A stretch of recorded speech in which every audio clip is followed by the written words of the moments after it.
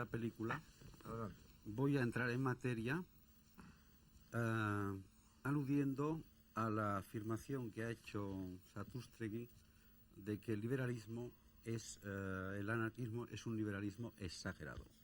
No solamente para matizar su afirmación, sino porque creo que la clave para empezar a discutir un poco sistemáticamente, aparte de la magnífica síntesis que Federica ha hecho y de las otras aportaciones, creo que hay que empezar a decir por el principio.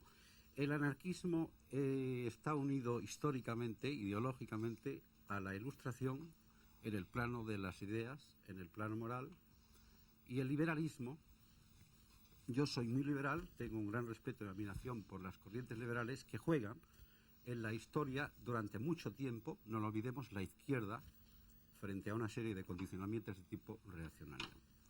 El liberalismo supera el feudalismo, crea al hombre libre, igualdad ante la ley, etc.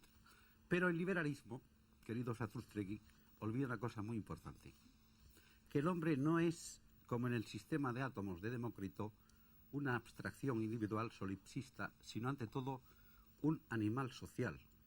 Entonces, el liberalismo defiende con mucha grandeza el concepto de libertad individual, ligado al de la propiedad individual, pero olvida el problema social.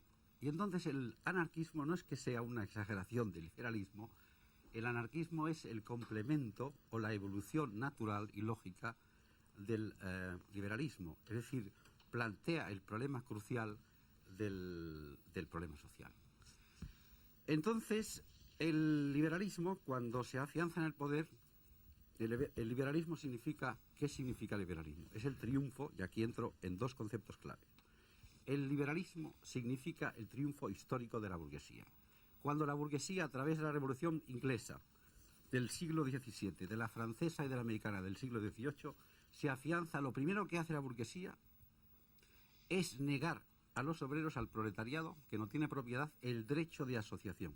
Es la primera en la confrontación entre proletariado y burguesía liberal. Y es aquí empieza la lucha. ¿Por qué surge el movimiento proletario? Porque el liberalismo niega el derecho de los obreros a...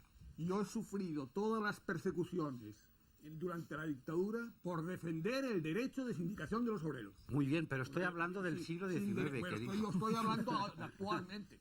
Estoy hablando de ahora. Y naturalmente hoy día un liberal que no defienda el derecho a asociación de los sindicatos y de los empresarios no es liberal, sencillamente. Y además yo creo que no hemos venido aquí a hablar del liberalismo. No, pero yo estaba... Si quieren ustedes cambiamos el tema. Yo lo que creo que hemos venido a hablar del anarquismo. Es que estoy intentando precisamente decir, es que el anarquismo, es decir, es hijo, porque, cuidado, los dos teóricos primeros del anarquismo importantes es el inglés Godwin, William Godwin. La investigación concerniente a la justicia social, que es un libro, es el primer teórico del anarquismo. Es un liberal puro. Sí, lo que pasa... Estamos en el 1984, ¿eh? Estamos ahora en 1984. Claro, hay que hablar de 1984 y del futuro. Del futuro. Es que los anarquistas tienen una solución para el futuro. Parece que en Europa no se les sigue. Entonces, yo me encanta y oigo con enorme respeto a Federica toda su teoría. Y además estoy conforme con ella en la diferencia que hay entre los anarquistas y los comunistas. Es clarísimo, los comunistas han sido partidarios de la dictadura del proletariado y Federica nunca ha sido partidaria de la dictadura del proletariado. Pero nos queda el tema de decir, bueno, ¿y cómo se organiza esa sociedad que no tiene Estado? Vamos a ver, me parece que no hay contradicción más que de sistema en el asunto. Me ha cortado. O sea, Eleno me da la impresión de que está hablando de cuáles son los orígenes del anarquismo. Hombre, es que estoy hablando de las raíces. Del proletarismo, diría yo, y Satrústegui lo que dice es que qué va a pasar en el futuro. Pero es que no se puede explicar lo que va a pasar en el futuro sin entender lo que ha pasado en el pasado.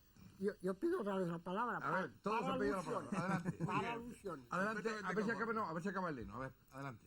Es que me ha cortado. Bueno, ¿qué eran los dos temas fundamentales? Y entonces me cortas y me... Perdón. Perdón. Uno era el nacimiento del proletarismo, porque es que primero decía, que los anarquistas son en el fondo un producto del liberalismo, de esta corriente de la Ilustración. Y los primeros grandes ilustrados, y te cito a Kant, te cito a Montesquieu, te cito a Rousseau, son medio anarquistas. La célebre frase de Montesquieu, que no era un revolucionario, que dice que todo hombre debe gobernarse por sí mismo. Es decir, gouverner par soi-même. Y el imperativo categórico de Kant es un postulado libertario, es decir, no necesita la coacción del Estado porque todo el mundo, es decir, actúa con la conciencia moral de que, es decir, pueda aceptar por convertirse su acto en una norma universal. Esto es Kant. Y podría citar a otros. Y el Emilio de Rousseau, un acto pedagógico, está basado en la autoconciencia. Entonces, el anarquismo nace de ahí, pero plantea el problema social, que lo ignora el liberalismo. Lo ignora. Sí, lo ignora. Está basado en la propiedad. ¿Cómo va? Un proletario, al no tener propiedad, el liberalismo implanta, por ejemplo, los derechos políticos con censo restringido. El que no tiene propiedad no tiene derecho a voto. ¿Ahora? No. Yo es que estoy en el 84, ¿verdad? Yo estoy en el 1984. Pero es que el problema sigue siendo el mismo. Se ha Tú cambiado. puedes votar a un político, a un gobierno, pero el patrón no puede echarte a la calle. ¿De qué te sirve el voto? En absoluto. ¿Qué patrono tiene derecho a echar a nadie por un voto? No por un voto. Es decir, que si tú tienes derecho político de elegir a un político, de ir a las elecciones, tienes tus derechos políticos. Claro. Pero en el plano social económico, si estás trabajando en una empresa y el patrono dice la empresa se cierra, ¿de qué te sirve el derecho político? De nada. ¿Y cómo organiza eso la anarquía? El anarquismo tiene sus planteamientos. ¿Cómo lo organiza? Precisamente A mí me parece importante entrar en ese debate. Impidiendo que un patrono pueda cerrar una fábrica porque le dé la gana, o por lo que sea, y echarte y condenarte al pacto del hambre y estar aquí y no tener ninguna solución para comer. Adelante, vamos a ver. por recoger alguna de las Gervasio, cosas. Fernando Montero, Ramos quieren hablar. Bueno, hoy es No se evidente- olviden hoy de es- que aquí hay un liberal hoy, Sí. porque convenía que hubiera dos de diferentes procedencias del anarquismo, pero se olviden de que están hablando ustedes de anarquismo, es decir, no solo de los liberales, porque claro, como dice yo Lutfi, que es no puedo verdad, hablar de- no hay que revertir No, a los pero liberales. es cierto lo que apuntaba Eleno Saña. Es decir, en un origen de los liberales, incluso en la propia Revolución Francesa, está penado como derecho a la libertad individual por la Convención el derecho a la sindicación en la Revolución Francesa. Si vamos a la actualidad, bueno, es evidente que hoy desde muy pocos sitios se plantea el no derecho a la sindicación obrera, pero hay teóricos, por ejemplo, de la economía, inspiradores, von Hayek, el padre casi de Milton Friedman, de todos los que están inspirando la política económica que se está planteando hoy por la mayor parte de los gobiernos, que durante mucho tiempo Hayek negaba la virtualidad de los sindicatos, atacaba a los sindicatos como un elemento que introducía una incorrección en el mercado de trabajo y que eso era malo para el desarrollo económico. Hoy, desde muchas posiciones, se está intentando restringir enormemente los derechos sindicales. Lo que pasa que, evidentemente, hoy una reversión a situaciones de hace 150 años sería muy difícil, entre otras cosas, porque ya es algo muy consolidado y que los trabajadores y sus organizaciones no iban a permitir tan fácilmente. Tendría que producirse una derrota enorme para que todo eso volviera atrás. Pero volviendo al tema del anarquismo, y yo creo que es fundamental ver sus orígenes. Yo no estoy de acuerdo en lo que decía Federica de que la división profunda entre anarquismo y comunismo se plantee a partir de la Revolución Soviética. Si es que existe esa No, yo revolución. le he No, dicho no, esto, ¿eh? A partir de una determinada evolución de la No, Revolución ¿me Soviética. permites un momento Sí, solo? sí, cómo no. Yo lo que he dicho es que la división se produce cuando una parte de los socialistas Mm. aceptan la acción múltiple y la intervención en los parlamentos burgueses Es que colaborando con la el problema yo creo que viene más de atrás. No. Viene un poco de los... Yo me refiero a ese origen. Es decir, la Revolución Rusa viene 30 o 40 años después. Sí. Yo creo que por simplificar, tal vez, porque aquí lo difícil es plantearlo en tan poco tiempo. Es lo más difícil que tienen ustedes. Es lo en más este programa, difícil, es sí. verdad. Yo creo que la diferencia, aunque hay muchos puntos comunes, vienen un poco del propio origen filosófico de una y otra corriente.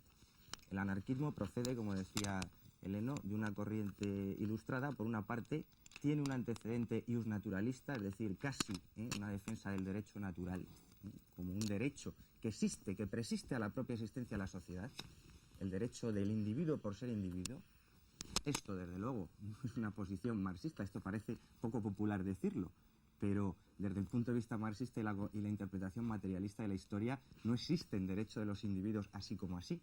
Esos derechos se van creando a lo largo del tiempo a través de una serie de conquistas y de la evolución del propio ser humano, de su lucha por garantizarse unas libertades, y es el producto de un avance histórico y de unas luchas históricas. Esa es una diferencia importante porque, claro, va a marcar un poco aspectos relevantes en cuanto a la táctica y a la organización de unas y otras corrientes de ¿Me movimiento. permites un segundo?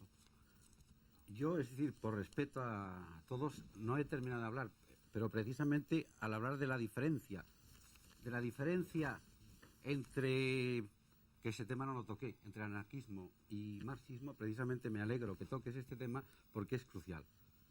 De la misma manera que, es decir, he acudido a los orígenes para entender la problemática entre lo político y lo social, que es lo clave, que lo que estábamos discutiendo, la problemática específica, la diferencia específica entre marxismo y anarquismo como concepción del mundo, tampoco se ha dicho, yo creo que es importante decirlo, es que el marxismo no parte de una ética, de un sistema de ética, y el anarquismo, desde Godwin a Proudhon y a Kropotkin, para no citar más que a los más importantes, todos son sistemas de ética. Marx, sabemos perfectamente que la primera gran polémica con Proudhon le acusa de ser un moralista. En el célebre libro de la miseria de la filosofía, que es la... Entonces, efectivamente, Marx procede, es la diferencia fundamental, Marx procede de Hegel.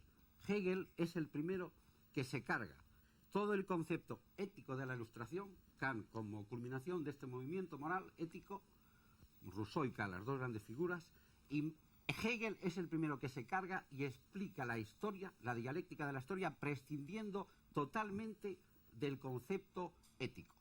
Marx asume totalmente y todo lo... Eso no quiere decir que Marx sea un inmoral, no, es decir, la ética no existe, y mientras que en Hegel el movimiento dialéctico de la historia es el desarrollo a través del espacio y del tiempo del concepto del espíritu universal, por lo tanto una actitud espiritual, Marx transforma esto en las fuerzas de producción, es la base, es la dialéctica de las fuerzas de producción, naturalmente implicada entonces con la lucha de clases. Yo me alegro que hayas tocado este tema porque este es la diferencia filosófica que existe entre el marxismo y el anarquismo. Yo creo que es un tema crucial.